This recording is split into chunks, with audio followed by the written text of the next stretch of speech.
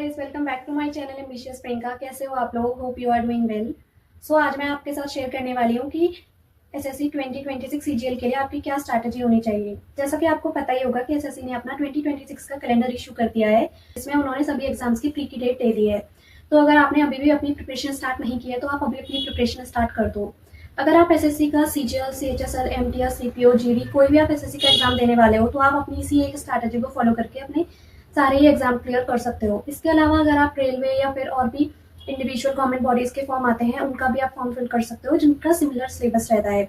आज के वीडियो में मैं आपको बताऊंगी कि अगर आप बिगिनर हो, आपने पहले कभी एग्जाम नहीं दिया, फर्स्ट टाइम प्रिपरेशन कर रहे हो तो आपको किन सोर्सेज को फॉलो करना है, कौन से टीचर से पढ़ना है और कैसे आपने पढ़ना है ताकि आप फर्स्ट अटेम्प्ट में ही अपना एग्जाम क्लियर कर लो। इसके अलावा रिपीटर्स के लिए मैं एक अलग वीडियो बनाऊंगी। तो चलिए वीडियो को शुरू करते हैं। अब मैं आपको बताती हूँ कि 2026 के लिए आपकी क्या स्ट्रैटेजी होनी चाहिए। अगर आप SSC, CGL, CHSL, CPO, MTS, selection post या फिर आरआरबी, आप कोई भी एग्जाम इनमें से देने वाले हो तो आप इसी एक स्ट्रैटेजी को फॉलो कर सकते हो। देखो, आप किसी एक एग्जाम को अपना टारगेट रखो और उसके साथ ही जितने भी बाकी एग्जाम होते हैं जिसमें सिमिलर सिलेबस रहता है तो आप उन एग्जाम्स के फॉर्म भी फिल कर सकते हो और वो एग्जाम भी आपको देने चाहिए। इससे ये होगा कि आपको आपके सिलेक्शन के चांसेस भी बढ़ जाएंगे और जब आप एग्जाम देने जाते रहोगे तो उससे आपको एग्जाम हॉल का एक्सपीरियंस भी मिलेगा। इसलिए किसी एक एग्जाम को टारगेट रखो और सिमिलर सिलेबस पे जो बाकी एग्जाम्स होते हैं उनको भी आपको देते रहना है। तो देखो, मेनली एसएससी में 5 सब्जेक्ट्स आते हैं: इंग्लिश, मैथ्स, जीके, रीजनिंग और कंप्यूटर। कंप्यूटर सिर्फ मेंस एग्जाम में आता है। वो भी सीजीएल, सीएचएसएल के मेंस एग्जाम में कंप्यूटर आता है। बाकी इसके अलावा जो मैंने और एग्जाम आपको बताया उनमें कंप्यूटर नहीं आता। तो मेनली जो हमारे सब्जेक्ट है वो है इंग्लिश, जीके, मैथ्स और रीजनिंग, जो कि मोस्टली सारे ही एग्जाम्स में ये सब्जेक्ट आते हैं। तो चलिए मैं आपको 1 बाय 1 स्ट्रैटेजी बताती हूँ। स्टार्ट करते हैं रीजनिंग से। रीजनिंग का जो सिलेबस है उसमें जो भी टॉपिक है आपको 1 बाय 1 वो सारे टॉपिक कवर करने हैं। रीजनिंग के लिए आपको कोई भी कोर्स लेने की ज़रूरत नहीं है क्योंकि रीजनिंग एक ईजी सब्जेक्ट होता है जिसे आप खुद से भी कवर कर सकते हो। रीजनिंग में मोस्टली जो टॉपिक्स रहते हैं वो ईजी रहते हैं। रीजनिंग में कुछ टॉपिक डिफिकल्ट होते हैं जिनको आपको यूट्यूब से कवर कर लेना है। आपको जो भी टॉपिक डिफिकल्ट लगता है आपको यूट्यूब पे सर्च करना है। जैसे मान लो आपको सीरीज में दिक्कत होती है तो सीरीज के मैराथन वीडियो सीरीज की कंप्लीट वीडियो आप यूट्यूब पे सर्च करोगे तो आपको जो भी वीडियो आएगी आपको वो वीडियो देख लेनी है और फिर उसके बाद उसके क्वेश्चंस प्रैक्टिस करने हैं। तो डिफिकल्ट टॉपिक्स के लिए आप इतना ही कर लोगे तो इससे आपका रीजनिंग कवर हो जाएगा। रीजनिंग में जो डिफिकल्ट टॉपिक होते हैं वो होते हैं mostly series, analogy, coding, decoding, sitting arrangement और भी बाकी कुछ टॉपिक्स होते हैं। उन डिफिकल्ट टॉपिक्स को आपको यूट्यूब से कर लेना है और बाकी अपने रीजनिंग में ज़्यादा से ज़्यादा क्वेश्चन की प्रैक्टिस करनी है क्योंकि आप जितनी ज़्यादा प्रैक्टिस करोगे उतना ज़्यादा आपका मार्क्स अच्छा आएगा। बताऊंगी कि मैथ्स में आपको कैसे अपना सिलेबस कंप्लीट करना है, कहाँ से पढ़ना है, किसका कोर्स लेना है। देखो, मैथ्स का सिलेबस कंप्लीट करने के लिए मैं आपको सजेस्ट करूंगी कि आप किसी का कोर्स ले लो क्योंकि यूट्यूब पे कोई भी पूरा नहीं पढ़ाता। यूट्यूब से अगर आप मैथ्स कंप्लीट करने के बारे में सोचोगे तो आपका सिर्फ टाइम वेस्ट होगा और आप कुछ भी सीख नहीं पाओगे। तो इसलिए ये गलती बिल्कुल भी मत करना। किसी का पेड कोर्स ले लेना, ज़्यादा महंगा नहीं पड़ेगा। देखो, आपको थोड़ा सा पैसा खर्च करना पड़ेगा लेकिन आपको अगर टाइमली अपना सिलेबस कंप्लीट करना है, अच्छे से सब कुछ सीखना है, अपना टाइम बचाना है तो इसलिए पेड कोर्स ले लेना। अब देखो, मैथ्स के लिए मैं आपको सजेस्ट करूंगी कि आप स्पार्टम बैच ले सकते हो आवाज़ सैनी सर का। वो बहुत अच्छा पढ़ाते हैं। बेसिक टू एडवांस लेवल का पढ़ाते हैं, मतलब उसमें आप ईजी टू डिफिकल्ट हर टाइप के क्वेश्चन को आप ईजिली कर लोगे। तो इसीलिए मैं आपको सजेस्ट करूँगी कि आप आभास सैनी सर से पढ़ सकते हो। इसके अलावा अगर आपको कोई और टीचर पसंद है, जैसे बहुत सारे मैथ्स के टीचर हैं, राकेश यादव सर, गगन प्रताप सर, आदित्य रंजन सर, अभिनय सर, बहुत सारे टीचर हैं। अगर आपको किसी और का समझ आता है, किसी और से आप पढ़ना चाहते हो तो आप उनसे भी पढ़ सकते हो। बट किसी का भी कोर्स लेने से पहले मैं आपको सजेस्ट करूँगी कि आप यूट्यूब पे उनका वीडियोस देख लो कि वो कैसे आप पढ़ाते हैं। अगर आपको ठीक लगता है तो आप उनका कोर्स ले सकते हो। और देखो, मैथ्स में जो चीज़ है, मैथ्स में सबसे इंपॉर्टेंट चीज़ है रिवीजन, प्रीवियस ईयर क्वेश्चंस और फॉर्मूला। देखो, आपको जो भी चैप्टर है हर चैप्टर के फॉर्मूलाज को अच्छे से याद करना है। एक नोटबुक बना लेनी है जिसमें आपने सब चैप्टर के फॉर्मूले लिखने हैं और उन्हें बीच बीच में रिवाइज करते रहना है। और रिवीजन और पीवाईक्यू मैथ्स में बहुत बहुत बहुत इंपॉर्टेंट है क्योंकि आप किसी से भी कोर्स ले लो या किसी से भी पढ़ लो लेकिन अगर आप प्रैक्टिस नहीं करोगे तो उसका कोई फायदा नहीं है, आपका मार्क्स इंप्रूव नहीं होगा। तो इसीलिए मैथ्स में सबसे ज़्यादा इंपॉर्टेंट है रिवीजन करना और खुद से पीवाईक्यू की प्रैक्टिस करना। पीवाईक्यू की प्रैक्टिस आप टेक्स्ट बुक से भी कर सकते हो या फिर अगर आप कोई बुक लेना चाहते हो तो बुक ले सकते हो। जैसे टीसीएस की पिनाकल की बुक आती है वो आप ले सकते हो, या उसके अलावा आप किरण की भी बुक आती है वो ले सकते हो। मैंने राकेश यादव सर की 9700 वाली बुक थी, उसमें भी पीवाईक्यू थे तो मैंने तो उससे पीवाईक्यू किया था और टेक्स्ट बुक पे जो पीवाईक्यू रहते मैंने उससे किया था। देखो, आप में से बहुत से स्टूडेंट होंगे जो हिंदी मीडियम से होंगे, उन्होंने इंग्लिश मीडियम से नहीं पढ़ा, उन्हें इंग्लिश से डर लगता होगा कि कैसे हम इंग्लिश करेंगे। तो देखो, डरने की ज़रूरत नहीं है। मैं भी हिंदी मीडियम से पढ़ी हूँ और मैं अगर इंग्लिश कर सकती हूँ तो तुम लोग भी कर सकते हो। इंग्लिश इतनी टफ नहीं है जितना तुम लोगों को लगता है। तो देखो, इंग्लिश में तुम्हें ये चीज़ें करनी है जो मैं बता रही हूँ, ये चीज़ें करोगे तो उससे तुम्हारी इंग्लिश में बहुत अच्छा इंप्रूवमेंट होगा। तो देखो, इंग्लिश में जो मेजर पार्ट होता है एसएससी में, वो वोकैब और कॉम्प्रिहेंशन का वेटेज ज़्यादा होता है और ग्रामर का वेटेज थोड़ा कम होता है। जबकि बच्चे क्या करते हैं, वो उन्हें लगता है कि ग्रामर का बहुत ज़्यादा रोल है, तो वो इंग्लिश के लिए कोर्स के पीछे भागते रहते हैं। जबकि ऐसा नहीं है, ग्रामर का रोल इतना ज़्यादा नहीं होता। और आप किसी का भी बैच लेते हो तो वो मोस्टली आपको ग्रामर ही कंप्लीट करवाते हैं। वो कैब और कॉम्प्रिहेंशन जो होता है वो आपको खुद से करना होता है। सो देखो, अभी से आप वो कैब और कॉम्प्रिहेंशन में ध्यान देना शुरू कर दोगे तो आपको बहुत अच्छे रिजल्ट मिलेंगे। वो कैब के लिए आप ब्लैक बुक को फॉलो कर सकते हो। आपको ब्लैक बुक को कंप्लीट करना है, ऐसा नहीं कि टॉप 200 क्वेश्चंस कर लेने। बहुत से लोग पूछते हैं ये चीज़ कि हम टॉप 200 क्वेश्चन कर लें, तो टॉप 200 क्वेश्चन करने से सिलेक्शन नहीं होगा। अगर सिलेक्शन चाहिए तो आपको पूरी वो कंप्लीट करनी ही पड़ेगी। अगर आपको ब्लैक बुक पढ़ने का मन नहीं करता, हो सकता है आपको वो बोरिंग लगे, क्योंकि स्टार्टिंग में मुझे भी लगती थी, तो आप स्टार्टिंग के लिए वो कैब के बुक आती है नीतू मैम की, आप उनकी बुक पढ़ सकते हो, क्योंकि वो बुक थोड़ा कलरफुल है, आपको पढ़ने में भी अच्छी लगेगी और वो जल्दी भी कंप्लीट हो जाएगी। एक बार वो बुक कंप्लीट हो जाए देन उसके बाद आप ब्लैक बुक ले सकते हो। बट अगर आपको डायरेक्ट ब्लैक बुक्स पढ़ना है तो हम डायरेक्ट ब्लैक बुक भी ले सकते हो। मैंने इन दोनों ही बुक से पढ़ा हुआ है, इसलिए मैं आपको बता रही हूँ। और देखो, आपकी इंग्लिश वीक है, कोई बात नहीं, आप डेली आज से न्यूज़पेपर पढ़ना स्टार्ट कर दो। 30 मिनट्स तो डेली न्यूज़पेपर पढ़ना ही है। मैंने लगातार 6 मंथ तो न्यूज़पेपर पढ़ा ही था, उसके बाद मैंने छोड़ दिया था, कभी कभी पढ़ती थी। बट स्टार्टिंग के 6 मंथ जो थे उसमें मैंने कंटिन्यूसली न्यूज़पेपर पढ़ा है और उससे मुझे बहुत इंप्रूवमेंट मिला। उससे मुझे ग्रामर, क्लोज टेस्ट, PQRS और पैसेज सॉल्व करने में भी बहुत हेल्प मिली और उसके अलावा मुझे स्पोकन इंग्लिश में भी उससे बहुत हेल्प मिली।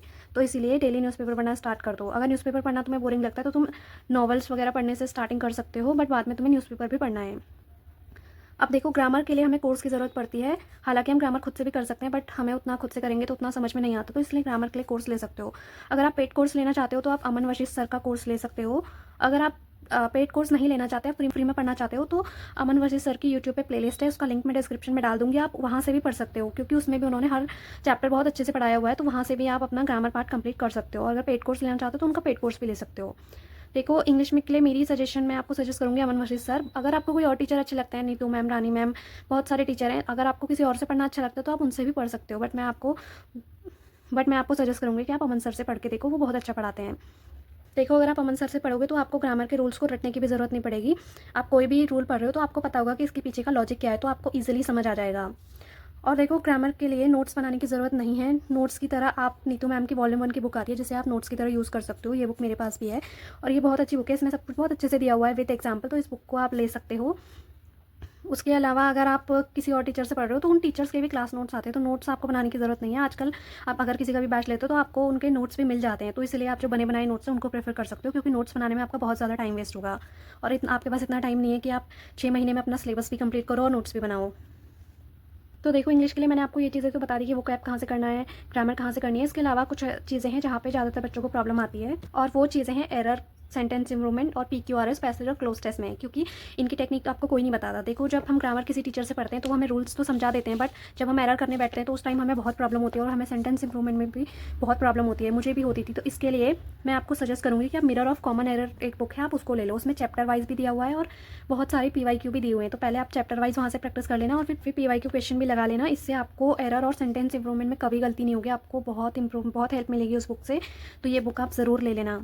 और इसके अलावा PQRS, क्लोज टेस्ट और कॉम्प्रिहेंशन, ये जो चीज़ें होती हैं ये हमें खुद से ही तैयार करनी होती है। इसकी कोई टेक्निक या कोई ऐसी चीज़ नहीं कि कोई आपको बता देगा और आप कर लोगे। अब देखो, जो PQRS, पैसेज और क्लोज टेस्ट है, ये हमें खुद से ही करना होता है। तो इसके लिए मैं आपको बताती हूँ कि क्या करना है, क्योंकि इन चीज़ों में मुझे भी स्टार्टिंग में काफ़ी प्रॉब्लम होती थी। फिर उसके बाद मैंने मनीषा बंसल मैम, वो नियॉन क्लासेस पे पढ़ाती हैं, मनीषा बंसल मैम का ना यूट्यूब पे प्लेलिस्ट बना हुआ है इन सारी चीज़ों का, PQRS का भी है, पैसेज का भी है और क्लोज टेस्ट को कैसे सॉल्व करना है, ये सब मैडम ने बताया हुआ है। तो वो वीडियोज़ आप जाके देख लेना। हर आई थिंक उसमें 10 वीडियोज़ होंगे हर टॉपिक पे, तो वो आप देखना। उससे करने के बाद आपको प्रैक्टिस करनी है।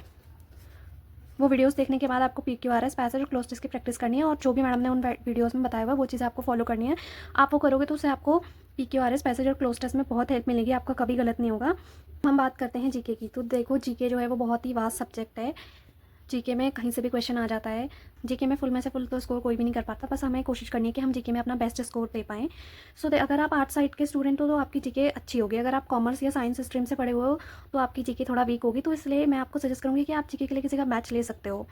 देखो, इंग्लिश मीडियम से अगर आप हो तो आप परमार सर से पढ़ सकते हो। अगर आपको परमार सर से समझ नहीं आता तो आप रोजगार विद अंकित जो है उनका बैच ले सकते हो। बट मैं आपको सजेस्ट करूँगी कि आप परमार सर से पढ़ो, क्योंकि परमार सर काफ़ी अच्छा पढ़ाते हैं और जो भी चीज़ें वो पढ़ाते हैं वो एकदम एग्जाम ओरिएंटेड होता है। और उनकी पढ़ाई हुई चीज़ें एग्ज़ाम में भी आते हैं। पहले मैं भी उनसे नहीं पढ़ती थी, बट बाद में मैंने उनका कोई वीडियो देखा था और फिर मेरा कुछ दिन बाद एग्ज़ाम था, तो मैंने देखा कि वो सेम क्वेश्चन जो उन्होंने पढ़ाए हुए थे वो मेरे एग्ज़ाम में आए हुए थे। तो इसलिए परमार सर से आप पढ़ सकते हो। यहाँ से सारे सब्जेक्ट अपने कवर करने के बाद history, polity, geography, science, static, GK, current affair, ये सब यहाँ से कर सकते हो। ये सब करने के बाद आपको रिवीजन करनी है। जीके में जितनी ज़्यादा रिवीजन करोगे उतना हेल्पफुल रहेगा। और करंट अफेयर आपको करनी है। करंट अफेयर के लिए भी आपको परमार सर से कर सकते हो। मंथली करंट अफेयर करनी है आपको। करंट अफेयर आपको कभी भी डेली बेसिस पे नहीं करनी, मंथली बेसिस पे करनी है। अगर आप उनसे नहीं करना चाहते तो आप उत्कर्ष क्लासेस के गौरव सर हैं, उनसे भी आप कर सकते हो। दोनों ही बहुत अच्छा करंट अफेयर पढ़ाते हैं। इन दोनों में से आप किसी एक सोर्स को फॉलो कर सकते हो करंट अफेयर के लिए। देखो, अपना सिलेबस कंप्लीट करने के बाद आपको जीके में ज़्यादा से ज़्यादा रिवीजन करनी है। और इसके अलावा आपको जब एक बार आपका सिलेबस कंप्लीट हो जाए, आपको परमार सर की निट्टो सीरीज़ भी देख लेना, क्योंकि इसमें परमार सर ने बताया है कि कैसे आप ऑप्शन एलिमिनेट कर सकते हो। ऑप्शन एलिमिनेशन टेक्निक का यूज़ करके आप जीके में अपने मार्क्स इंप्रूव कर सकते हो। अब देखो, मैंने आपको बता दिया है सारे सब्जेक्ट में कि आपको कहाँ से पढ़ना है, किस सब्जेक्ट का कोर्स लेना है, किस सब्जेक्ट का कोर्स नहीं लेना। देखो, मैथ्स का कोर्स तो आपको लेना ही है, और जीके का भी, अगर आपका जीके उतना स्ट्रॉन्ग नहीं है तो आप जीके का कोर्स भी ले लेना। बाकी इंग्लिश और रीजनिंग के लिए मैंने आपको बताया कि कंपलसरी नहीं है। इंग्लिश के लिए आप यूट्यूब पे फ्री प्लेलिस्ट है, वहाँ से भी कर सकते हो, अगर बैच नहीं लेना चाहते तो। और रीजनिंग के लिए आपको बैच लेने की ज़रूरत नहीं है। अब देखो, मैं आपको बता देती हूँ कि नोट्स का आपको क्या करना है। आपको खुद से नोट्स बनाने की ज़रूरत नहीं है, मैंने भी नहीं बनाए थे। आजकल आपको बने हुए नोट्स इजीली मिल जाते हैं। आप जिस भी टीचर से पढ़ोगे आपको उनके नोट्स मिल जाएंगे मार्केट में, तो आप उनके बने हुए नोट्स या फिर पीडीएफ नोट्स होते हैं वो आप प्रिंट करा लो, क्योंकि नोट्स बनाने में आपका बहुत टाइम वेस्ट होगा। और आपके पास सिर्फ 6 मंथ्स का टाइम है, जिसमें आपको अपना सिलेबस भी कंप्लीट करना है और रिवीजन भी करना है, मॉक टेस्ट भी देने हैं, प्रैक्टिस भी करनी है। तो इसलिए आपको नोट्स बनाने में अपना टाइम वेस्ट करने की बिल्कुल भी ज़रूरत नहीं है। बाकी आपको मॉक टेस्ट कहाँ से देना है वो मैं आपको बता देती हूँ। आपको मॉक टेस्ट देना है टेक्स्ट बुक से। पहले टीसीएस पेपर कंडक्ट करवाती थी, आपको टीसीएस वाले क्वेश्चन अभी एडिक्विटी करवाने लगे, तो एडिक्विटी बेस्ड जो पीवाईक्यू होंगे वो, और प्लस आपको मॉक टेस्ट भी देने हैं। तो आपको ये तीनों ही चीज़ें करनी है। टेक्स्ट बुक से प्रैक्टिस करनी है। जब आपका सिलेबस 50% कंप्लीट हो जाए तो उसके बाद आप मॉक देना स्टार्ट कर देना। तो ये थी बिगनर्स की स्ट्रैटेजी। इसके अलावा अगर आपका कुछ डाउट है तो आप कमेंट करके मुझे पूछ सकते हो। आप ये चीज़ें जो भी चीज़ें मैंने आपको बताई, आप ये सब पढ़ना स्टार्ट कर दो। बाकी मैं आपको बीच बीच में भी गाइड करती रहूँगी। आज के लिए बस इतना ही। अगर आपका और कोई डाउट है तो आप मुझे कमेंट करके पूछ सकते हो। मिलते हैं अगली वीडियो में, तब तक के लिए बाय बाय।